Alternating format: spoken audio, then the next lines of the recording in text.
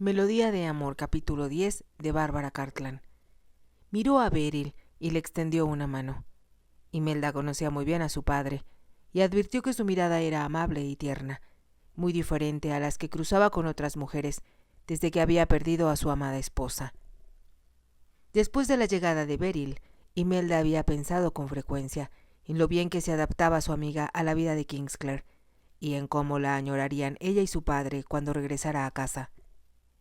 Ahora le parecía maravilloso que se quedara allí, para siempre, y si el milagro por el que siempre había orado se realizaba, y el marqués la deseaba por esposa, ya no se sentiría culpable si dejaba solo a su padre. Sin embargo, todavía persistía en su corazón una gran interrogante. ¿Llegaría alguna vez a ser feliz con el marqués? Se pasaba las noches en vela, temiendo que él imaginara que, después de lo que se habían dicho, se sintiera obligada a casarse con ella. Había visto cómo las mujeres perseguían a su padre y, por instinto, comprendía que a él le molestaban sus exigencias cuando deseaba librarse de ellas. Tal vez el marqués, cuando cesara la amenaza que pendía sobre su cabeza, desearía disfrutar de su soltería sin atarse a un compromiso matrimonial. Imelda pensó, como su padre lo habría hecho, una docena de formas diferentes de hacerle conocer al marqués su verdadera identidad, sin que pareciera que ella tenía un interés particular en el asunto. Reflexionaba en cada una de ellas una y otra vez, mientras se decía que tal vez ocurriría, como en los cuentos de hadas, que si mantenía vivo y constante su deseo, él la buscaría, a pesar de todas las dificultades. Pero era prematuro pensar en eso. Según sus cálculos, pensó Imelda, como el marqués tendría que ir a Italia y volver, pasarían por lo menos 3 semanas, o quizá un mes, antes que él regresara a Inglaterra. A pesar de ello, no podía olvidarlo un solo instante, y tenía el presentimiento de que llegaban a él los pensamientos de amor que le enviaba y que, en ocasiones, él también pensaba en ella. Lo amo, pensó ahora. No podía evitar sentir un poco de celos cuando veía la felicidad de Beryl y su padre. Cómo deseaba dejarlos solos el mayor tiempo posible. Al día siguiente, después del almuerzo, sugirió a Beryl que se quedara a hacer compañía al conde, mientras ella bajaba al jardín a recoger flores. Sí, claro, querida. Lo haré si así lo quieres, contestó al instante Beryl. Pero, ¿estás segura de que quieres estar a solas? No tolero pensar que yo pueda ser un impedimento para que estés al lado de tu padre, como siempre lo has hecho. Jamás lo había visto tan feliz y tan rejuvenecido, y es importante que lo mantengamos así, para que se cure con más rapidez. Siempre oí decir que el sentirse feliz es la mejor medicina, tanto para el cuerpo como para el alma. Y eso lo aprovecharemos en favor de papá, respondió Imelda. Cuando salió del comedor y se dirigió hacia la puerta, advirtió que Beryl subía apresurada por la escalera. Era evidente que se sentía ansiosa de estar con el conde. Como era un día cálido y soleado, Imelda no se puso sombrero y solo tomó una canasta y tijeras para cortar flores. Mientras se movía a través de los arbustos de lirios hacia una parte del jardín que su madre siempre había mantenido en estado silvestre, le pareció casi un crimen arrancar algo tan hermoso de su sitio natural. Llegó a un lugar donde había muchos árboles de magnolias en floración. Sus flores blancas y rosadas se abrían al sol y era un deleite contemplarlas. Imelda se detuvo para admirarlas y deseó en aquel momento que el marqués estuviera a su lado. Todo en Madison era tan perfecto, y ella sabía que el marqués gustaba de apreciar las cosas bellas tanto como ella. Al pensar en él, las lágrimas asomaron a sus ojos, y el árbol de magnolia se volvió borroso de pronto. En ese momento escuchó pasos detrás de ella, pero como no deseaba que nadie advirtiera sus sentimientos, se quedó inmóvil, sin volverse, suponiendo que se trataba de uno de los jardineros, y que se alejaría sin hablarle. Cuando notó que los pasos se detuvieron, pensó que un sirviente trataba de entregarle algún recado. Rápidamente se secó los ojos antes de volverse, y al hacerlo se quedó petrificada. El marqués, alto, apuesto, deslumbrante, se encontraba frente a ella. Su silueta se recortaba contra un fondo de capullos y tenía una expresión que ella nunca le había visto antes. Imelda no podía moverse, ni hablar, pero cuando el marqués le extendió los brazos, corrió hacia ellos con un grito de profunda alegría, y él la estrechó con fuerza contra su pecho. Los corazones de ambos latieron al unísono, y ella creyó morir de felicidad cuando él buscó con avidez su boca y la besó apasionadamente. La besó con fiera pasión, y ella comprendió que se debía no solo a que la había añorado, sino a que había temido perderla. Después de unos segundos, que fueron como un siglo de dicha, Imelda acertó a balbucear: te amo, pero ¿cómo es posible que hayas regresado tan rápido? De pronto la invadió el súbito temor de que lo que su padre había afirmado no fuera cierto y que, por lo tanto, el marqués no hubiera ido a Italia. Como si le leyera el pensamiento, él la abrazó más fuerte al decirle: estoy salvado, mi preciosa, y ahora puedo hacerte mía. La besó de nuevo, con creciente fuego, pero Imelda no sintió miedo. Sabía que la hacía suya, como lo había sido siempre desde el principio del tiempo, y que él se lo decía, no con palabras, sino con besos, que los unían en tal forma que ya constituían una sola persona. Después de que se besaron tanto, que se quedaron sin aliento, el marqués dijo con voz ronca: ¿cómo puedes ser tan bella? Me pareces mucho más hermosa que la última vez que te vi, y no es solo tu rostro lo que adoro, sino hasta el último rincón de tu cuerpo y de tu alma, que también me pertenecen. Imelda se estremeció al escucharlo y, escondiendo la cara en el hombro de él, logró decir: ¿cómo me encontraste? No esperaba que volvieras tan pronto a Inglaterra. En cuanto recibí tu información, me fui a París. ¿Mi información? ¿Cómo supiste que yo la enviaba?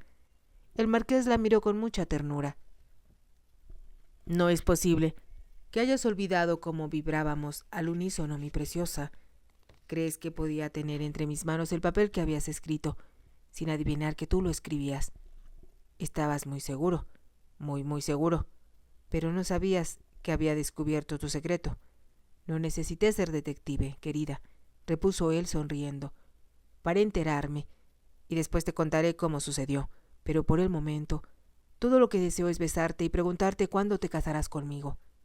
Sin esperar respuesta, la besó hasta que ella lo apartó de su lado, musitando: siento una gran curiosidad, y nunca soñé que vinieras a buscarme. Menosprecias no solo mis poderes de deducción, sino mi amor, repuso el marqués en tono de reprobación, y eso es algo que no permitiré que hagas en el futuro. Sus labios recorrieron la suave piel de la mejilla de Imelda, y luego agregó: cuando saliste de Madison con tanta prisa, sin despedirte, no podía entender al principio qué había sucedido. Pensé que William Gladwin te diría que mi padre había sufrido un accidente. Lo supe antes de preguntar. Imelda lo miró sorprendida y el marqués le explicó: cuando la persona que me visitó para chantajearme se marchó, me sentí tan deprimido que deseaba estar a tu lado, no para decirte lo que había ocurrido, sino para sentir tu cercanía y la inspiración que siempre me dabas, y necesitaba tener la esperanza de que, de alguna manera, podría escapar de la trampa en que estaba atrapado. Imelda lo escuchaba sin interrumpir. Pregunté al mayordomo dónde estabas y me contestó que te habías marchado y que había llegado un carruaje a recogerte porque tu padre había sufrido un accidente. Se fue, repetí. ¿A qué hora? Y el mayordomo me contestó: fue poco después que ya salió de la biblioteca, a donde había ido para elegir un libro que llevaría a su dormitorio, y yo envié a un lacayo para avisarle que el carruaje había llegado. Así que adivinaste que, cuando estuve en la biblioteca, pude escuchar lo que ustedes hablaban en el salón contiguo. Estaba seguro, y al principio pensé que te habías sido disgustada y escandalizada de lo que te habías enterado. No, lo estaba en modo alguno. Solo me sentía muy preocupada por ti y me preguntaba desesperada cómo podría ayudarte. ¿Cómo iba a saberlo? Solo pensé que te había perdido. Lo lamento, susurró Imelda contrita. No creo haber sufrido jamás una tortura similar a la de pensar que no volvería a verte, y aunque mi cerebro me decía lo contrario, mi corazón estaba seguro de que pensabas en mí y me amabas. ¿Cómo pudiste imaginar que podría dejar de amarte? Imelda hablaba con tanta pasión que el marqués la besó de nuevo, pero un momento después, cuando las piernas de ambos casi se negaban a sostenerlos, se sentaron en un banco junto a un árbol de magnolias, y ella reclinó la cabeza en el hombro del marqués, quien la rodeaba con sus brazos. La besó en el pelo y en la frente, y luego añadió: cuando recibí la carta que decía que Madame Jolie estaba casada con un italiano, y comprendí que tú la enviabas. Fue como si el cielo se abriera de pronto y un rayo de luz arrasara con la oscuridad que me había abrumado durante tanto tiempo. Imelda lo miró inquisitiva. «¿Así que fuiste a Italia?» «No, decidí investigar primero en Francia, porque mi percepción, en la cual tú y yo creemos, me dijo que era lo correcto». La besó en la frente de nuevo antes de proseguir. «Para entonces ya sabía quién eras». «¿Cómo lo supiste?» El marqués sonrió. Todos en Marison hablaban del accidente que había sufrido nuestro vecino, el conde Kingsclere. Imelda levantó el rostro hacia el marqués, quien continuó diciendo: «Olvidas, queridita, que yo también poseo caballos de carreras, y aunque los de tu padre invariablemente derrotan a los míos, todo lo que a él le sucede es de vital importancia para mis palafreneros, para mis entrenadores y, de hecho, para todos en esa casa». Imelda rió antes de comentar: «Así que todos ustedes sabían que papá había sufrido un accidente. Lo lamenté mucho al saberlo, ya que soy un admirador de tu padre». Ella lo miró sorprendida y él agregó: «Y amo a su hija más de lo que puedo expresar con palabras». Se dispuso a besarla, pero ella replicó: «Todavía no me has explicado cómo te enteraste de quién era yo». «No fue difícil», sonrió el marqués.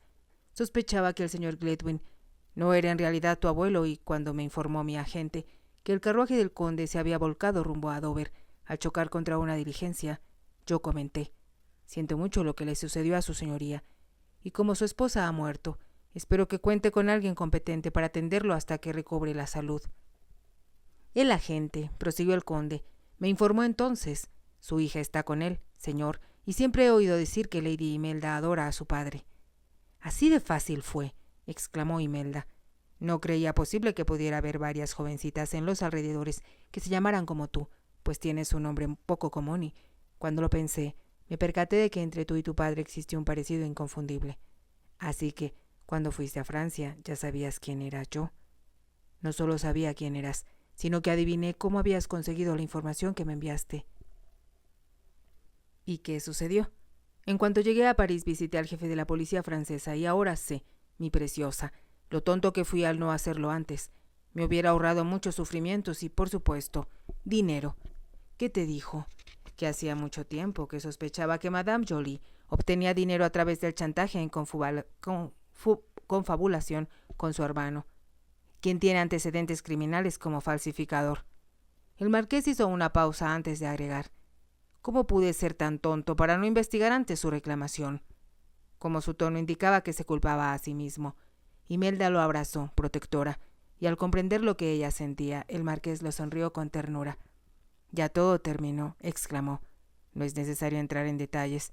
Descubrí, con la ayuda del inspector, que el hermano de Jolie había falsificado el certificado de matrimonio, así como las cartas que supuestamente había escrito mi padre y que ella me había mostrado». «¿Cómo supo ella acerca de él?» «Lo conoció cuando cantó en una fiesta en la embajada inglesa. Era la primera visita de mi padre a París, durante la cual debía llevar unas instrucciones de la Oficina de Asuntos Extranjeros de Inglaterra al embajador». Hizo una pausa y continuó: «Jolie era muy hermosa en aquellos días, y su voz era aclamada en todos los países de Europa. Más tarde, para corresponder a esa fiesta, mi padre ofreció una y le escribió para pedirle que cantara en ella. Y así obtuvo Madame Jolie una muestra de su escritura. En efecto, aunque más bien fue su hermano el que la obtuvo. Ya para entonces estaba casada con el conde. Se había casado con él 3 años antes, en Roma, y ya lo había arruinado. Su hijo tenía ya 2 años cuando conoció a mi padre». Imelda lanzó un profundo suspiro. «Oh, mi amor, si solo lo hubiera sabido antes. Lo sé ahora. Estoy libre y es todo lo que importa». La besó de nuevo y después Imelda insistió: «Cuéntame el resto de la historia. Después la olvidaremos».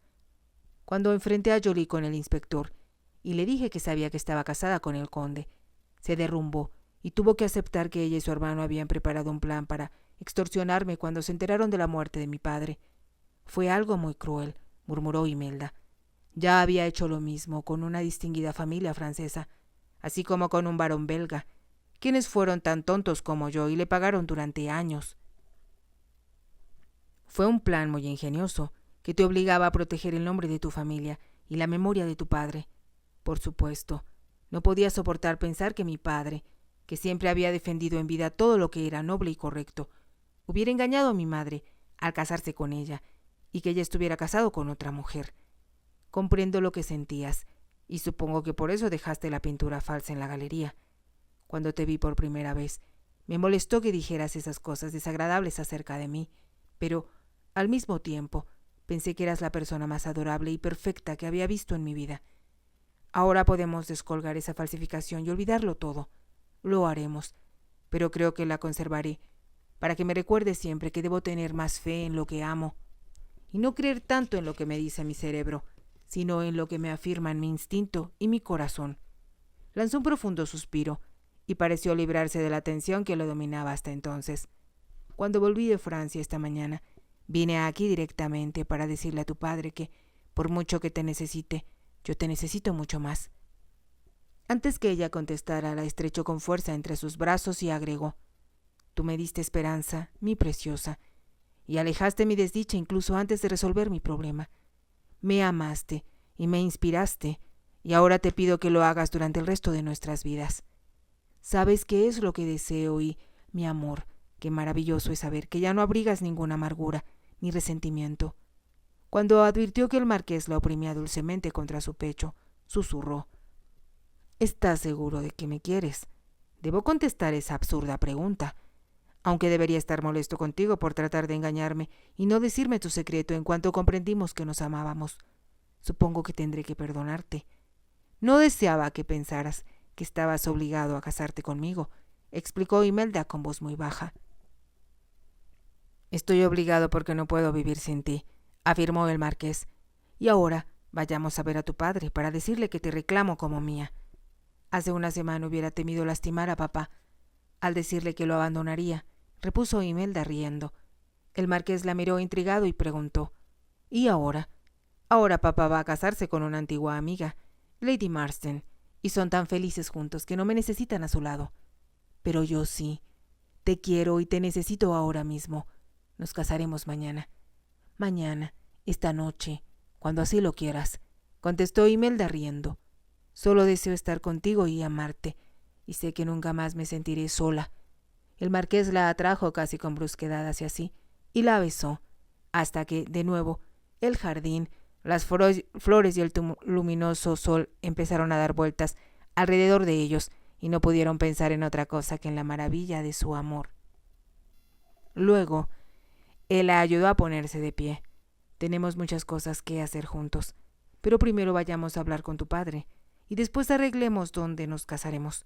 Aquí, en la capilla donde me bautizaron, sugirió Imelda. Estoy segura de que podrán bajar a mi papá en su silla para que me entregue a ti.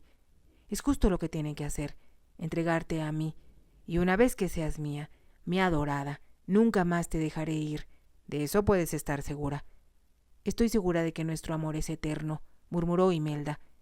Nos amamos en el pasado y lo haremos más aún en el futuro. Pero yo te amo en el presente y llenas todo mi mundo. No hay nada más que tú. El marqués bajó la vista hacia ella con una ternura que parecía transformarlo. Los surcos de amargura que marcaban su cara habían desaparecido y su rostro era el de un hombre joven y feliz.